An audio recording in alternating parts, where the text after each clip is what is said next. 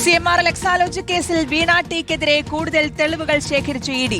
ഫോണും ഡയറിയും പരിശോധിച്ചതിൽ നിന്ന് നിർണായക ഇമെയിൽ സന്ദേശങ്ങൾ ലഭിച്ചു. ഇൻവോയ്സ് നൽകും മുൻപ് 2017-ൽ വീണ CMRൽ നിന്ന് ലക്ഷ്യങ്ങൾ കൈപ്പറ്റിയതായാണ് കണ്ടെത്തൽ. വീണയുടെയും കമ്പനികളുടെയും പേരിലുള്ള 17,22,000 രൂപ മരവിപ്പിച്ചു കണ്ടുകെട്ടാൻ അഡ്ജുക്കേറ്റിംഗ് അതോറിറ്റിക്ക് റിപ്പോർട്ട് നൽകി. കള്ളപ്പണം വെളുപ്പിക്കലിന്റെ തെളിവുകൾ ലഭിച്ചതിനെ തുടർന്ന് CMRൽ ഉന്നതരെ വീണ്ടും ചോദ്യം ചെയ്തേക്കും. ശരൺ നൽകും വിശദാംശങ്ങൾ. ശരൺ, 2017 മുതൽ ഇൻവോയ്സ് ഇല്ലാതെ 45 ലക്ഷം രൂപ കൈപ്പറ്റിയെന്നുള്ള തെളിവുകൾ അടക്കം ഇഡിക്ക് നിർണായകമായ തെളിവുകൾ ലഭിച്ചിട്ടുണ്ട്. ഇഡിയുടെ തുടർ നീക്കങ്ങൾ എന്തൊക്കെയാണ്? കൂടുതൽ ആരൊക്കെയാണ് ഇനി CMRൽ ഉന്നതരെന്ന് പറയുമ്പോൾ CMRൽ ഉദ്യോഗസ്ഥരെ അടക്കം മറ്റാരൊക്കെയാണ് ഇനി ഇഡി ചോദ്യം ചെയ്യാൻ ഉദ്ദേശിക്കുന്നത്? ശരൺ.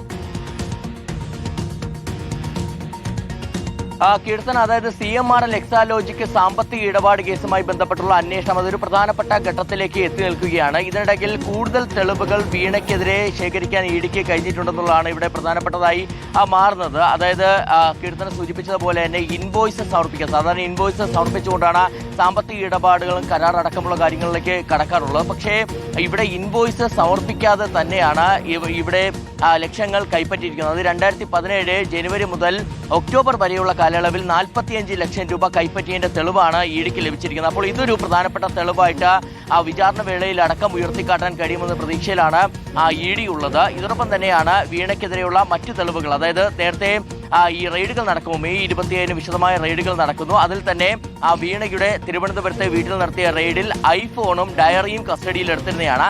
ഐഫോൺ ഫോറൻസിക് പരിശോധനയ്ക്കായി അയക്കുകയും അതിന്റെ റിപ്പോർട്ടിനായിട്ട് ഇഡി കാത്തിരിക്കുകയാണ്. ഒപ്പം തന്നെ ഡയറിയുടെ പരിശോധനകൾ നടക്കുകയാണ്. ഈ ഡയറിയെ പ്രധാനമായും ഇഡി വിലയിരുത്തുന്നത് ഈ സാമ്പത്തിക ഇടപാട്, അതായത് CMRലുമായിട്ട് വീണ ഈ തുകയ്ക്ക് പുറമെ മറ്റെന്തെങ്കിലും തുക, അതായത് 2.78 കോടി രൂപയാണ് ഇപ്പോൾ മൊത്തത്തിൽ കണക്കാക്കിയിരിക്കുന്നത്. പക്ഷെ അതിനപ്പുറം തുക ഈ CMRലുമായിട്ട് ഏതെങ്കിലും രീതിയിൽ ഇടപാടുകൾ നടന്നിട്ടുണ്ടോ എന്നുള്ളതിൽ വ്യക്തത വരുത്താൻ ഈ ഡയറിയിലൂടെ കഴിയുമെന്ന പ്രതീക്ഷയിലാണ് ഇഡി ഉള്ളത്. ഒപ്പം തന്നെയാണ് ഈ CMRലിന്റെ കള്ളപ്പണം വെളുപ്പിക്കൽ എങ്ങനെയാണ് നടന്നതെന്നുള്ള കാര്യത്തിൽ കൃത്യമായൊരു ധാരണയും ഇഡിക്ക് വന്നിരിക്കുന്നത്. അത് ഇങ്ങനെയാണ്: ഈ ട്രാൻസ്പോർട്ടർമാർക്ക് ഈ വ്യാജ ചെലവ്, അതായത് ചരക്ക് നീക്കത്തിന് എന്ന പേരിൽ ചരക്ക് നീക്കത്തിന്റെ ചെലവ് എന്ന പേരിൽ ആ തുക കൈമാറും. അതിനുശേഷം ട്രാൻസ്പോർട്ടർമാർ അക്കൗണ്ടിൽ നിന്ന് ഈ പണം പിൻവലിച്ച് തിരികെ CMRന്റെ ഉന്നത ഉദ്യോഗസ്ഥർക്ക് തന്നെ നൽകും. അങ്ങനെ നൽകുന്നതിന് 7% കമ്മീഷനാണ് ഈ ട്രാൻസ്പോർട്ടർമാർക്ക് ലഭിക്കുകയും ചെയ്തിരിക്കുന്നത്. അപ്പോൾ ഇതടക്കമുള്ള കൃത്യമായ തെളിവുകളാണ് ഇഡിയുടെ പക്കലുള്ളത്. കൂടുതലായി ശേഖരിച്ച തെളിവുകളുടെ അടിസ്ഥാനത്തിൽ കൂടുതൽ ചോദ്യം ചെയ്യലിലേക്ക് കൂടി നീങ്ങുമെന്നുള്ളതാണ് ഈ ഘട്ടത്തിൽ നമ്മൾ അനുമാനിക്കുന്നത്. പ്രത്യേകിച്ച് CMRL ഉന്നതർ, അതായത് CMRL MD ആയ ശശിധരൻ കർത്തയുടെ മകനായ ശരണസ് കർത്ത, ശശിധരൻ കർത്തയുടെ ഭാര്യ അടക്കമുള്ളവരുടെ ചോദ്യം ചെയ്യൽ, CMRL ഉന്നത ഉദ്യോഗസ്ഥർ അടക്കമുള്ളവരുടെ ചോദ്യം ചെയ്യൽ ഒരുപക്ഷെ വീണ്ടും ഉണ്ടായേക്കാം.